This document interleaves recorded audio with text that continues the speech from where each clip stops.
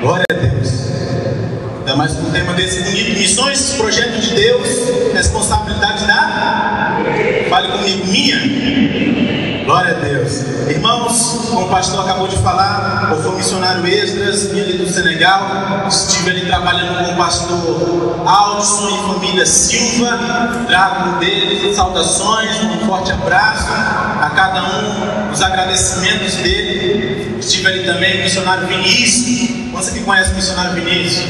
Rapaz, pois é, homem de Deus, missionário Vinícius Xavier. Trago também saudações dele, de cada missionário que ali está, meu irmão, e o agradecimento de cada um. Que Deus abençoe a sua vida. Quero agradecer a oportunidade ao pastor César Clarimundo. Deus abençoe a sua vida, pastor. Ao pastor Lorival, que foi um apoio na minha vida antes, durante e tem sido depois, pastor. Muito obrigado, Deus abençoe a sua vida. Quem mais, Jesus? Tinha mais pessoas, mas vieram. Eu estou aqui com a minha família. Meu pai, meu pastor, meu instrutor, meu exemplar, o nome de Deus na minha vida, pastor Natanael. Estou com a minha rainha ali, minha mãe, pastora Paula Sena, minha família, minha irmã, meu irmão, minha filha Paula, minha irmã. Glória a Deus. Aplauda o nome do Senhor por essas vidas, meu irmão. Eu quero ler com vocês, fique de pé rapidamente. Eu quero ler com vocês uma passagem bem conhecida, irmão, no meio missionário, Mateus 28, 19. Amém? Mateus 28, 19. Bem conhecida. A palavra de Deus diz assim: portanto, ide, ensinai todas as nações, batizando-as em nome do Pai, e do Filho, e do Espírito Santo, ensinando-as a guardar todas as coisas que eu vos tenho mandado. E eis que eu estou convosco por todos os dias, até a consumação dos séculos. Amém. Podemos assentar.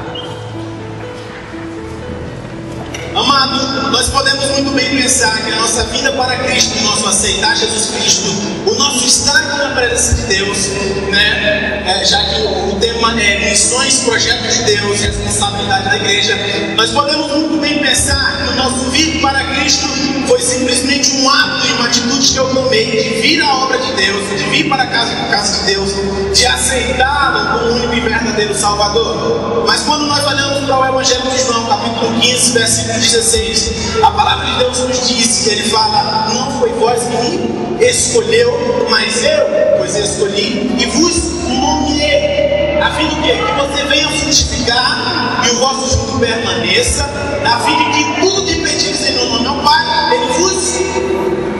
A palavra de Deus já mostra um plano soberano sobre a nossa vida.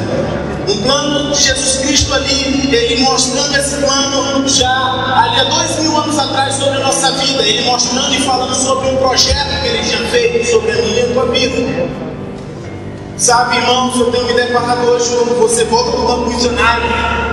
Vem muitos jovens até você e perguntam: como é que eu faço? Fazem muitas perguntas. E a grande maioria desses jovens são jovens criados dentro da igreja. Jovens que todos os dias estão na igreja, filho de pessoas evangélicas, filho de cristão, filho de pastores, muitas pessoas vêm perguntando. E o mais interessante e intrigante disso tudo é que a maioria desses jovens fazem perguntas simples, pastor Lorival. Perguntas que poderiam ser respondidas com algo que nós fazíamos antigamente e algumas pessoas fazem hoje, que é o culto doméstico. Quantos conhecem o culto doméstico, o culto no lar? Eu lembro-me que meu pai ele fazia o culto doméstico lá em casa e não podia faltar, pastor. Nós ficávamos com raiva, né? Sabe como é que é menino? Ele fazia todo dia 6 horas da tarde. Se não podia ficar 6 horas da tarde, ele fazia 6 da manhã. Pense, coisa boa, aleluia, gente. Ela levantava glorificando, né? Daquele jeito, né? Não podia falar outra coisa, bom que ele está ali. E nesse culto doméstico, meu pai ele fazia várias atividades conosco e fazia premiações, pastor. Ele falava: olha, vocês vão ter que decorar versículos bíblicos, e quem decorar mais vai ter uma premiação. Sabe qual era a premiação? R$2. Aquilo ali era o nosso objetivo. Aquilo ali a gente tinha que ganhar R$2, meu Deus do céu. Aí todo mundo ficava lá, eu olhava para minha irmã, decorando assim, olhava para ela, você vai ver, de manhã cedo, decorou com umas 20, 21, vou ganhar. Então todo dia tinha aquilo, e aquilo foi gerando em nós uma consciência, foi gerando em nós uma consciência sobre esse projeto de Deus. E todo dia nós estávamos ali orando, todo dia nós estávamos ali ouvindo a palavra de Deus, ouvindo e glorificando o nome do Senhor Jesus. E meu irmão, você pode pensar que simplesmente acontece do nada, Deus nos chama, mas não, tudo começa no nosso lar. A palavra de Deus diz, ensina a criança no caminho. Ela não fala o caminho, mas no caminho. Você tem que estar segurando na mão da criança, falando: filho, é esse caminho que eu estou caminhando, que você também tem que caminhar. Amém? No caminho. Irmãos, não sei se você sabe, era bom até colocar ali aquele cartaz. Eu sou nascido numa cidade do interior do Amazonas, no Ribeirinho, chamado Urucará. Eu nunca ouvi esse nome, tenho certeza. E nem vai ouvir, só se você trabalhar no cartório, alguma coisa assim. Urucará, meus pais eram missionários naquele local, e no meio disso tudo, dessa loucura toda, eu nasci esse alvoroço todo, né? Então a nossa vida foi sempre sendo assim, em volta do chamado, vindo e indo. Meus pais foram o essencial para que eu estivesse aqui e fosse no campo missionário. Eu quero te falar uma coisa: Deus, Ele quer alcançar o mundo através da nossa geração. Deus, Ele quer alcançar as nações através dos nossos pés, das nossas mãos, através das nossas vidas. Mas tudo começa a partir da conscientização que nós fazemos no nosso lar. A nossa casa não começa na igreja, começa no lar. Amém? Glória a Deus. Aplauda o nome do Senhor Jesus quando eu bebo água. Glória a Deus. Porém, em meio a esse processo e essa conscientização sobre a minha responsabilidade como igreja e corpo, existe algo chamado processo. Repita comigo: processo. Existe algo chamado processo que vem na vida de cada um de nós. A palavra de Deus diz em Romanos, versículo 3, para nós nos regocijar nas tribulações, porque a tribulação ela vai produzir paciência, a paciência vai produzir a perseverança, a experiência, esperança. Amém? Então, a palavra de Deus nos mostra um processo. A palavra de Deus também mostra em Filipenses 4, versículo 12, ele mostra um processo que Paulo ele tinha passado. Olha, eu sei passar por necessidade, eu sei passar pelo bem bom, eu sei passar por isso, por aquilo, mas eu sei de uma coisa: eu posso todas as coisas naquele que me fortalece. Processo, cicatrizes. E é nesse momento de processo que Deus ele vai usar para nos lapidar. É nesse momento de batalha, de tribulações, como diz em Romanos 5,3, que Deus ele vai usar para nos fazer guerreiros excelentes. Afinal, todo guerreiro ele é formado onde? Na batalha. É ou não é? É na guerra. Não é simplesmente em casa ou em qualquer canto na rua, não. É na batalha. É no calor da batalha. Eu quero falar sobre esse primeiro tópico que o versículo nos mostra, que é tribulação. Em meio a esse processo de Deus, esse projeto que nós temos que ter a responsabilidade de fazer e cumprir, é tribulação. Irmãos, tribulação não é nada fácil. Muitas vezes nós pensamos que por estar na obra de Deus e por estar fazendo a obra de Deus, nós não vamos passar por momentos de tribulação. E é por isso que muitas pessoas têm desistido, porque quando nós nos decidimos, nós nos deparamos com algo chamado processo. E o processo, por muitas vezes, ele é doloroso. Por quê? Porque ele tem que tirar esses excessos em nós. Deus ele tem que nos lapidar para fazer a obra dele. Deus ele tem que nos lapidar para esse projeto que ele fez mesmo antes da fundação do mundo, para mim e para a tua vida. Ele tem que nos fazer excelentes. Eu me lembro que no momento de tribulação, foi um momento bem difícil na minha vida. Eu já tinha feito um treinamento missionário, eu já tinha ido para Cairós, tinha feito meu treinamento, tudo estava decidido, estava aquele fogo, aleluia, eu sentia, sabe, aquele fogo, irmão. E de repente, no momento disso tudo, aconteceu um momento de tribulação na minha vida, não só na minha vida, mas na vida da minha família, que foi, o meu pai foi diagnosticado com uma doença bem complicada. E olha só, o homem sempre cuidou da saúde, pastor. Sempre se alimentou bem. Eu falei, está errado, não está errado isso aí. Foi diagnosticado com leucemia. E irmãos, eu vi quase meu pai desfalecer nas minhas mãos. Eu falei, Jesus, eu não entendi nada. Eu falei, Jesus, o que eu vou fazer? Eu tenho que ir. Jesus, as pessoas vinham me questionar, vejo, vai deixar teu pai? Aí eu falei, eu quero ir, eu quero ficar pelo meu pai, eu não sei o que fazer. E no momento disso tudo, chegou o momento da decisão, pastor. Chegou o momento da decisão. E eu estava ali, estava eu, meu pai, minha mãe, ali meus pais, o pastor Raudson. Ele falou, é o momento da decisão, você tem que decidir, vai ou racha. Eu falei, vai rachar, né? Não posso ir não. Falou, é agora que separa o homem do menino. Eu falei, vou ser menino, pastor.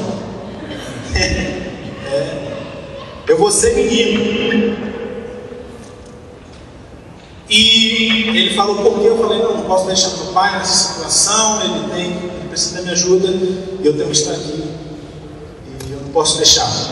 Aí ele falou, pastor Nathanael, o que isso acha disso tudo?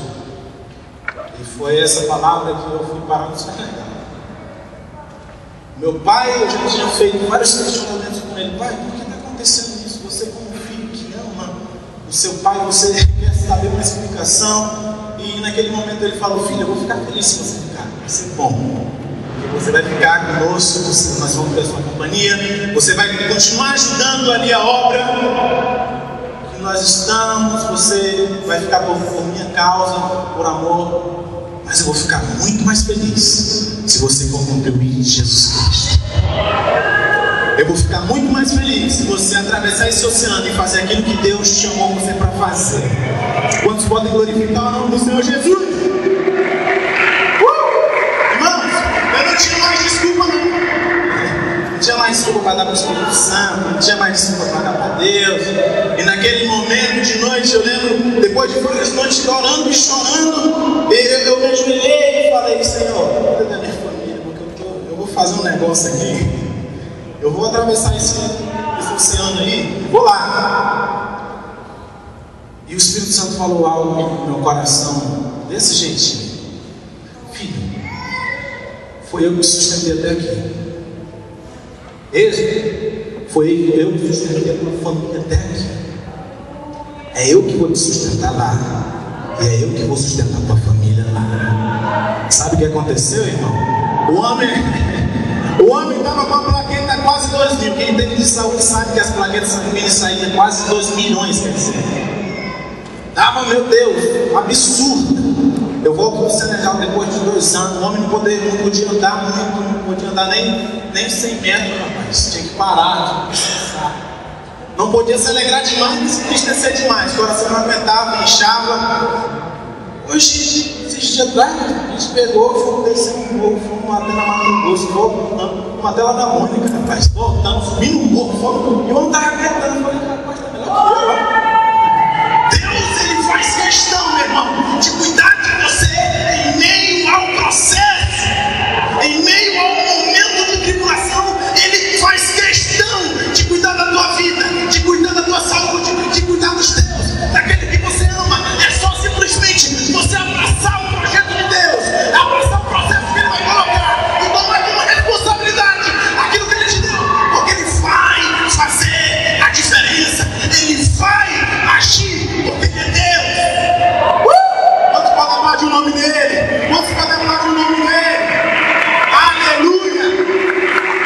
A palavra de Deus diz que a tribulação, ela tem que gerar o quê? Perseverança. Você tem que ser uma pessoa resiliente, aguentar o baque. É difícil, não é fácil. Quero te fazer uma pergunta nessa noite. Até onde você é capaz de suportar pela obra de Deus, pela obra missionária, pelo teu chamado? Sabe por quê? O que tem acontecido hoje? Várias pessoas têm falado, choram nos grupos de missões, choram nos congressos, choram, falam, vou fazer. E quando simplesmente vem o processo que Deus ele traz para nos fortalecer, as pessoas se endurecem, as pessoas desistem. É por isso que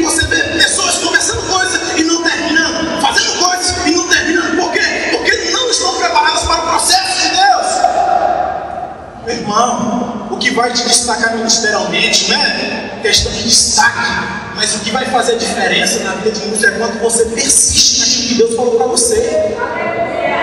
Ou quando você aguenta o baque. Eu lembro que mesmo quando no campo missionário, eu estava no campo missionário, morei no Elfo Tongó. Algumas pessoas que foram lá sabem onde é o Elfo Tongó. Eu morava ali, um projeto era do lado, eu sempre vi os missionários trabalhar para ir embora. Eu ia embora, eu falava, meu Deus. Eu conhecia algo que meu pai sempre me falava, filho, eu trabalhei no campo missionário, mas algo que eu achei difícil foi a solidão. Eu falei, Jesus, vamos lá, a gente aguenta, né, pai? Rapaz, eu vou falar um negócio. O trem é difícil, é difícil.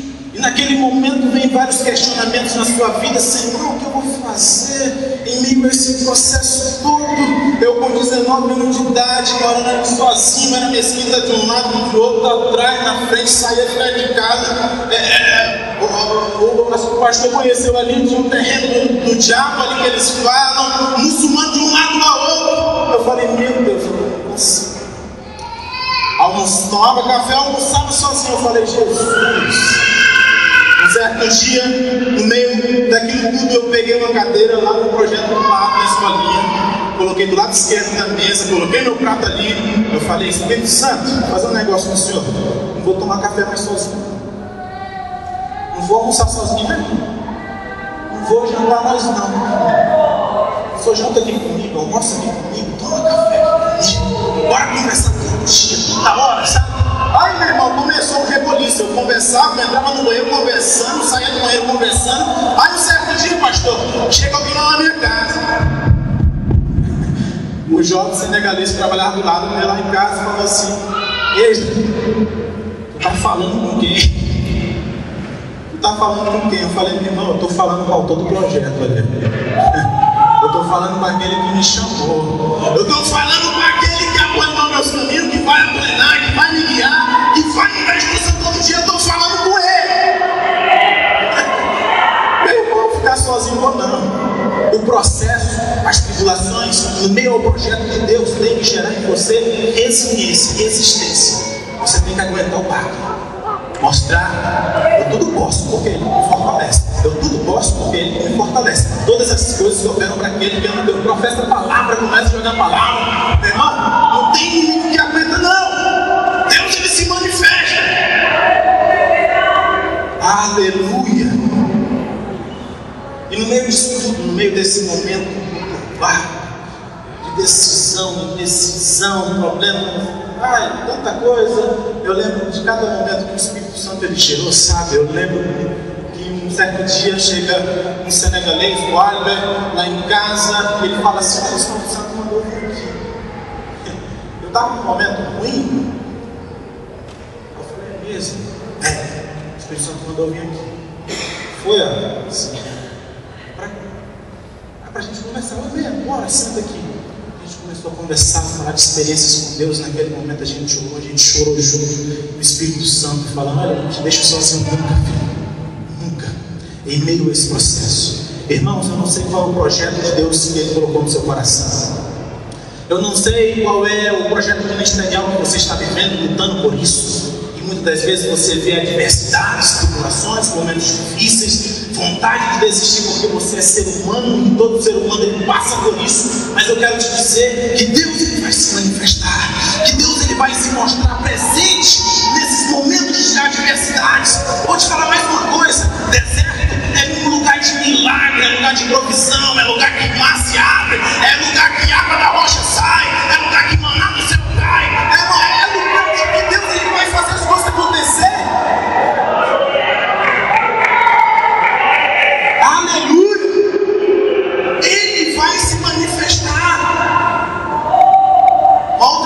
Romanos 5,3 até o 5 ele vai falar é que a tribulação ela vai gerar em nós experiências, marcas, cicatrizes, história para contar.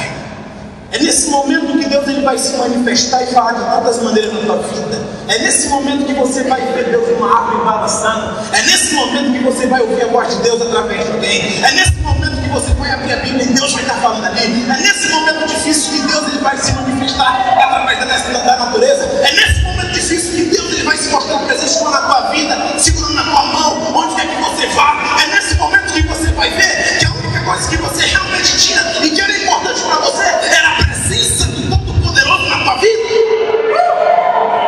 Eu me impressiono quando eu olho o livro de Êxodo, se não me engano, capítulo 32, quando Moisés ele se encontra com Deus, pastor Dorival, e ele fala assim, o Senhor se manifesta para ele e fala assim: olha, eu vou na tua frente, eu vou abrir o caminho, eu vou fazer as coisas acontecer, eu vou matar teus inimigos, você vai chegar até a terra prometida.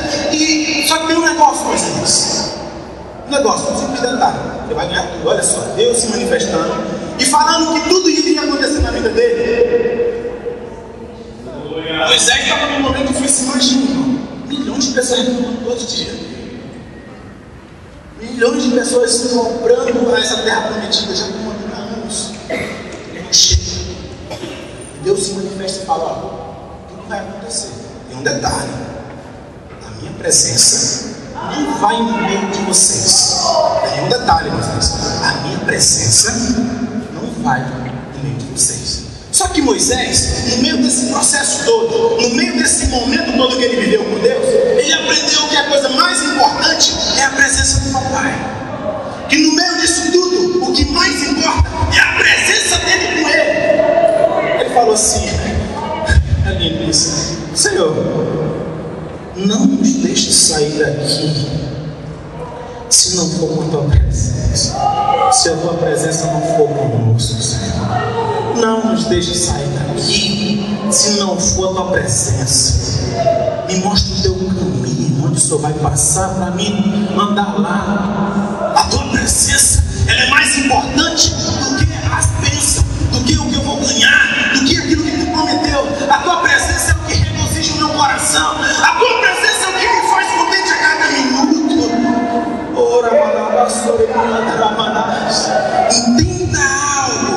Entenda algo, no meio desse projeto que Deus ele nos designou para fazer, que Deus nos comissionou como igreja e corpo para fazer. Vamos passar por momentos difíceis, mas a presença dele vai sempre estar conosco, aplanando os nossos caminhos, aliviando a nossa alma, falando aquilo que nós precisamos.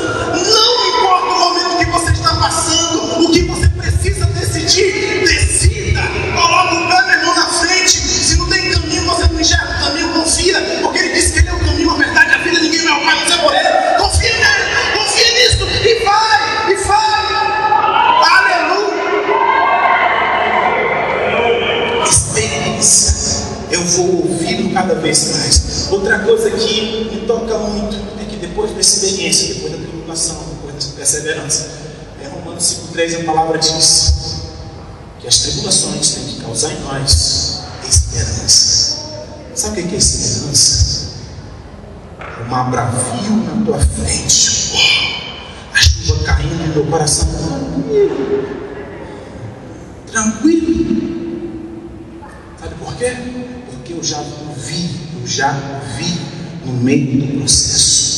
Eu já vi ele nos meus momentos de tribulação, eu já vi ele se manifestando e falando para ser perseverante, resiliente. Eu já vi ele falando: olha, eu estou te trazendo experiências. E quando vem outros momentos difíceis na nossa vida, meu coração é esperançoso.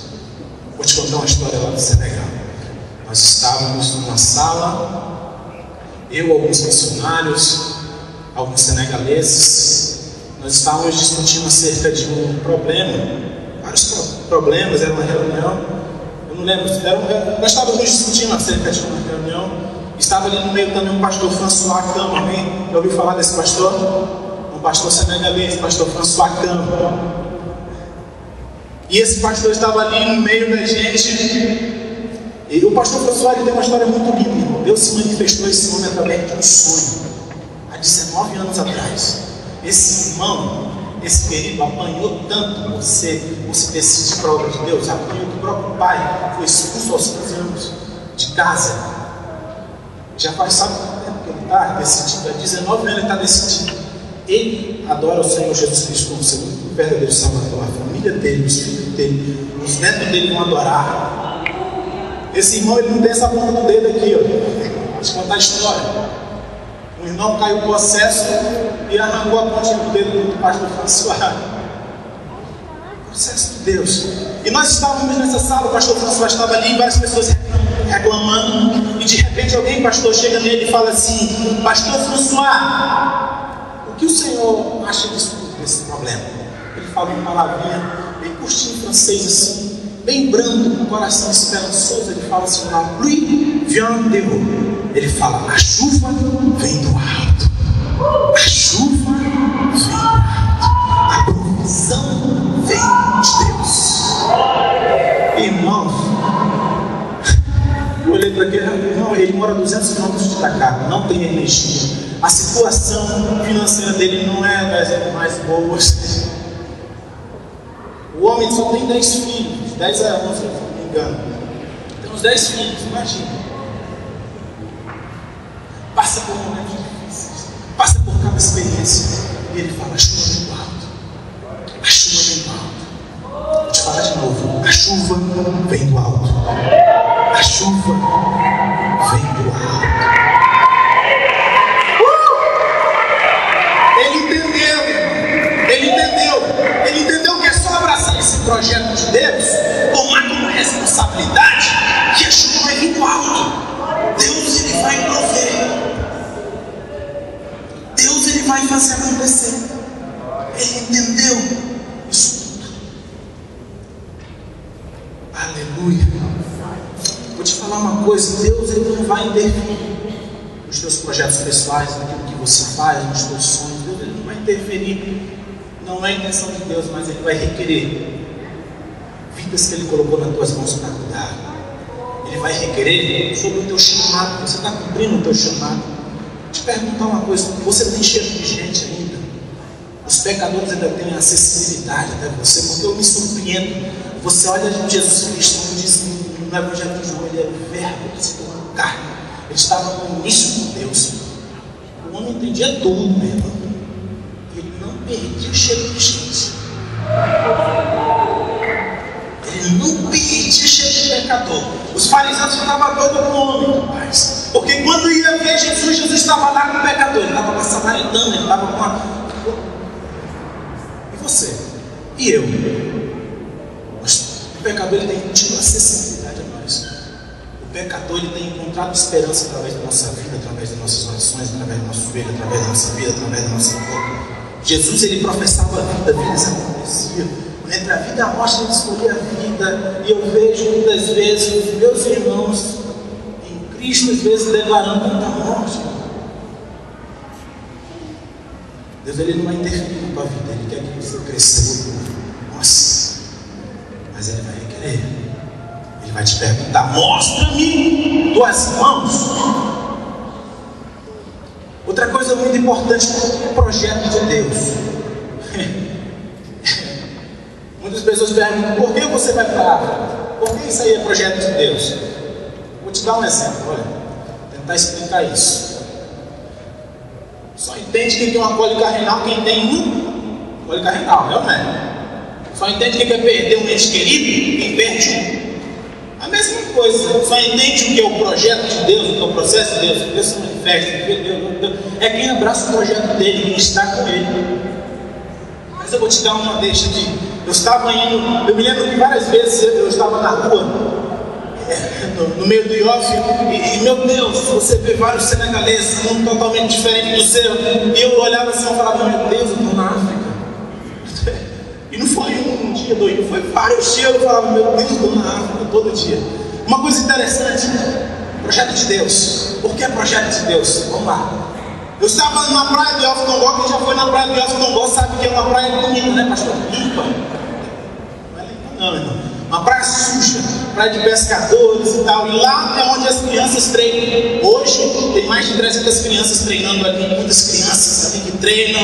E uma coisa interessante que eu vi, sabe, o mover de Deus, como Deus ele se manifesta. Olha só, eu cheguei ali, pastor Arival, e cheguei naquela praia e as crianças elas assim perguntam: você é brasileiro? Eu sou brasileiro. Aí já penso: joga muito bola. Aí joga futebol. E eu nesse meu porte atlético, chego lá, jogo bem. Coloca aquele apito aqui, 2 cartões no bolso, né? Afasta aí, fala. Não foi. Estou falando, sou brasileiro. Não, não é? Eu entendo de futebol. Me respeita o cartão, rapaz. Chato. E sabe o que eu vi? Ele fala assim: você conhece o Ronaldinho? Ah, conheço. Como é que ele é? É igual na televisão lá, sabe? Assim, o cabelo é igual na televisão mesmo, o dente é igual no dedão, assim, igual. Então, assim, a aparência física dele é uma das melhores, né? Que nem tá na televisão. Aí, e você mora perto da casa dele? Olha, o negócio é meio longe, sabe? Assim, alguns quilômetros. Eles pensam que o Senegal é do tamanho de Goiás, o Brasil é do tamanho do Senegal. Olha, é um pouco longe, sabe? Mas mora ali um pouco perto. E ele é rico, assim, mais pouco que esse demais. Meu Deus. Sabe o que eu percebi que Deus ele faz? Aquelas crianças olham para nós e começam a treinar, pastor. Dança no treinamento, dança no aquecimento, começa a treinar. E tinha umas crianças que vivem dia após dia, um dia atrás do outro. Irmão, você vai na venda do Senegal, não vende 1 quilão de arroz, vende também, mas o que mais vende é porções. Uma porção para esse dia, uma porção para outro dia, e eles compram dia após dia, um pouquinho para cada dia. Por quê? Porque não tem condição de comprar para assim, o mês todo, como a gente. E dessas crianças que vivem em um lugar hostil, difícil, eles olham para cada missionário que vai lá e vê esperança. E começam a sonhar. Eles falam: olha, o Ronaldinho saiu. Eu acho que eu também vou sair. Olha, tem um brasileiro aqui, tem um missionário aqui, o missionário, olha o missionário. Eles começam a sonhar. Hoje está lá. Hoje quem está lá é o missionário Vinícius, mais o Juninho. Quem conhece o Juninho aqui, rapaz? Juninho novinho, rapaz, está lá. Joga futebol excelente, irmão. Colocar ele atrás, bom, menino bom. E está lá. E aquelas crianças continuam sonhando. Hoje eu tenho umas 300 crianças, muitas crianças ali sonhando, tendo esperança de um dia ter uma vida melhor. Você quer saber por que o projeto de Deus? É porque o teu chamado, a tua vida, a tua decisão vai trazer em muitos esperança, sonho, a esperança de uma vida melhor. Deus ele vai começar a abrir os olhos. Ei, e aí nesse meio que o evangelho ele vai entrando e falando: olha, tem um Deus que te ama, tem um Deus que tem um projeto para ti, um plano para ti, e ele quer tirar você dessa vida.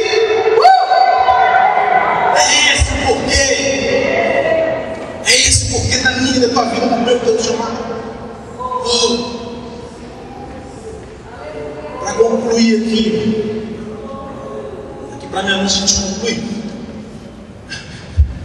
Mas para concluir aqui, eu quero falar algo importante que o nosso pastor, nosso prezado pastor Valdemar Carvalho, ele falava, onde ele falava essa frase, é uma frase bem dura, bem difícil de se engolir. Ele falava: olha, a palavra de Deus diz, daquele jeito dele,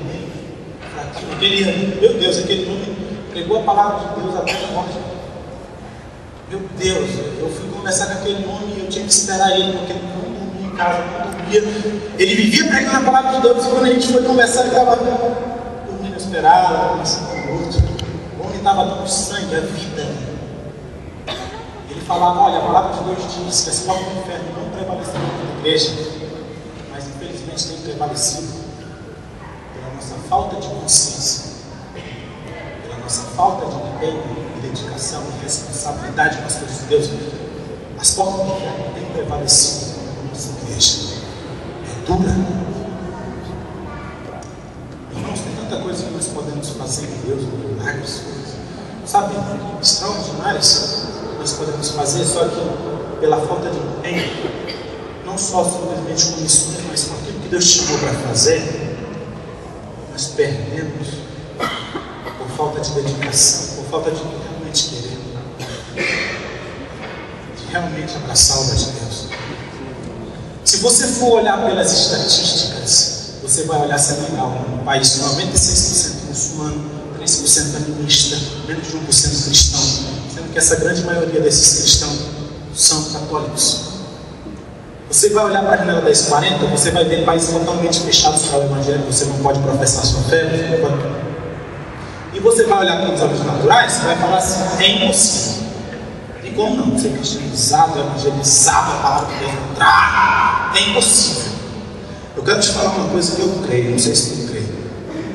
Eu creio que assim como Deus ele usou os pés dos apóstolos, assim como Deus ele usou a igreja no primeiro século, a igreja primitiva ali, assim como Deus usou a vida de cada mártir ali, assim como Deus usou a oração daquela igreja que tanto amava a obra dele, eu creio que ele vai usar a minha e a tua vida, a minha e a tua voz, a minha e a tua decisão, o meu e os teus pés, o meu e o teu joelho, para salvar, aquecer, impactar esse mundo que tanto precisa de Deus. Você pode glorificar, você pode glorificar.